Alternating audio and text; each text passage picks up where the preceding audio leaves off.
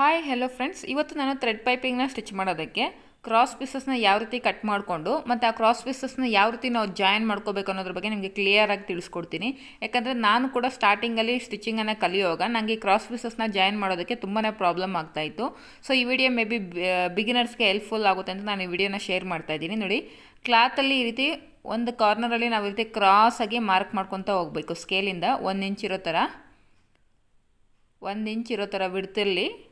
ನಿಮಗೆ ಎಷ್ಟು ಲೆಂತ್ ಬೇಕಾಗುತ್ತೋ, ನಿಮಗೆ ನೆಕ್ಗೆ ಎಷ್ಟು ಪೀಸಸ್ ಬೇಕಾಗುತ್ತೋ ಅಷ್ಟನ್ನು ನೀವು ಈ ರೀತಿ ಕ್ರಾಸಾಗಿ ಕಟ್ ಮಾಡ್ಕೋಬೇಕು. ನೀವು ಬಿಗಿನರ್ಸ್ ಆದರೆ ಈ ರೀತಿ ಸ್ಕೇಲಿಂದ ಮಾರ್ಕ್ ಮಾಡಿಕೊಂಡು ಕಟ್ಟಿಂಗನ್ನು ಮಾಡ್ಕೊಳ್ಳಿ.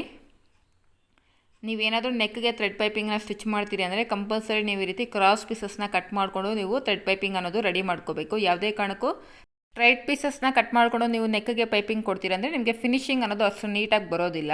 ನೋಡಿ, ಈ ರೀತಿ ಕ್ರಾಸಾಗಿ ನಾವು ಪೀಸಸ್ನ ಕಟ್ ಮಾಡ್ಕೊಂಡಿದ್ದ ನಂತರ ಇವನ್ನ ಯಾವ ರೀತಿ ನಾವು ಜಾಯಿನ್ ಮಾಡಬೇಕು ಅಂತಲೂ ತಿಳಿಸ್ಕೊಡ್ತೀನಿ.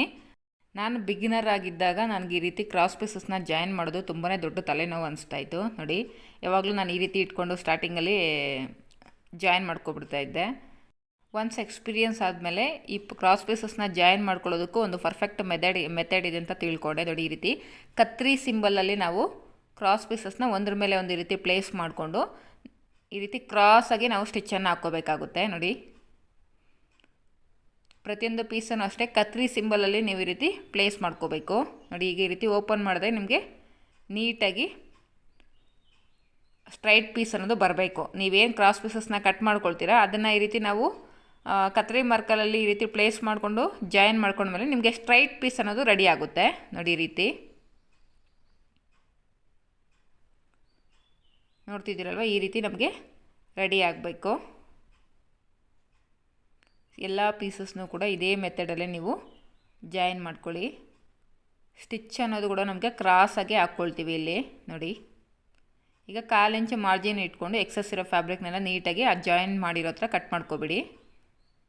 ನೋಡಿ, ಮಾರ್ಜಿನ್ ಅನ್ನೋದು ಜಾಸ್ತಿ ಇಟ್ಕೊಳ್ಳೋಕೆ ಹೋಗ್ಬೇಡಿ. 1/4 ಇಂಚಿಗಿಂತ ಸ್ವಲ್ಪ ಕಡಿಮೆನೇ ಮಾರ್ಜಿನ್ ಇಟ್ಕೊಂಡು ಈಗ ನಾವೇನು ಜಾಯಿನ್ ಮಾಡ್ಕೊಂಡಿದ್ದೀವಿ ಅಲ್ಲ ಪೀಸಸ್ನ ಈ ರೀತಿ ಓಪನ್ ಮಾಡಿಕೊಂಡು ನೀಟಾಗಿ ನೇಲಿಂದ ರಬ್ ಮಾಡ್ಕೊಳ್ಳಿ. ಅಂದರೆ ನಮಗೆ ಆ ಕಡೆ ಒಂದು ಪಾರ್ಟಿಷನ್ ಈ ಕಡೆ ಒಂದು ಪಾರ್ಟಿಷನ್ ಬರೋ ಥರ ನೀಟಾಗಿ ರಬ್ ಮಾಡ್ಕೋಬೇಕು. ಈಗ ಇದರೊಳಗಡೆ ನಾವು ಥ್ರೆಡನ್ನು ಇಟ್ಟು ಯಾವ ರೀತಿ ನಾವು ಥ್ರೆಡ್ ಪೈಪಿಂಗ್ನ ಸ್ಟಿಚ್ ಮಾಡ್ಕೊಳ್ಳೋದು ಅಂತ ನೋಡೋಣ. ಫಸ್ಟ್ ಥ್ರೆಡ್ಗೆ ಸ್ಟಾರ್ಟಿಂಗಲ್ಲಿ ಒಂದು ನಾಟನ್ನು ಹಾಕ್ಕೊಂಡು ಮಿಡ್ಲಲ್ಲಿ ಥ್ರೆಡನ್ನು ಇಟ್ಕೊಂಡು ನೀಟಾಗಿ ನಾವು ಥ್ರೆಡ್ ಪೈಪಿಂಗನ್ನು ಸ್ಟಿಚ್ ಮಾಡ್ಕೊತಾ ಹೋಗಬೇಕು. ಕ್ಲಾತ್ ಇರೋದು ನಾವು ಕ್ರಾಸಾಗಿ ಕಟ್ ಮಾಡ್ಕೊಂಡಿರೋದ್ರಿಂದ ಆದಷ್ಟು ಹಿಂದೆ ಕಡೆ ಕ್ಲಾತನ್ನು ಟೈಟಾಗಿ ಫುಲ್ ಮಾಡ್ಕೊಳ್ಳಿ. ಇಲ್ಲಾಂದರೆ ನಿಮಗೆ ಥ್ರೆಡ್ ಪೈಪಿಂಗ್ ಲೂಸ್ ಬಂದುಬಿಡುತ್ತೆ. ಈ ಥ್ರೆಡ್ ಪೈಪಿಂಗ್ನ ಯೂಸ್ ಮಾಡಿಕೊಂಡು ಇನ್ವಿಸಿಬಲ್ ಥ್ರೆಡ್ ಪೈಪಿಂಗ್ನ ನೆಕ್ಗೆ ಯಾವ ರೀತಿ ಸ್ಟಿಚ್ ಮಾಡ್ಕೊಳ್ಳೋದು ಅಂತ ನಾನು ನೆಕ್ಸ್ಟ್ ವಿಡಿಯೋದಲ್ಲಿ ತಿಳಿಸ್ಕೊಡ್ತೀನಿ.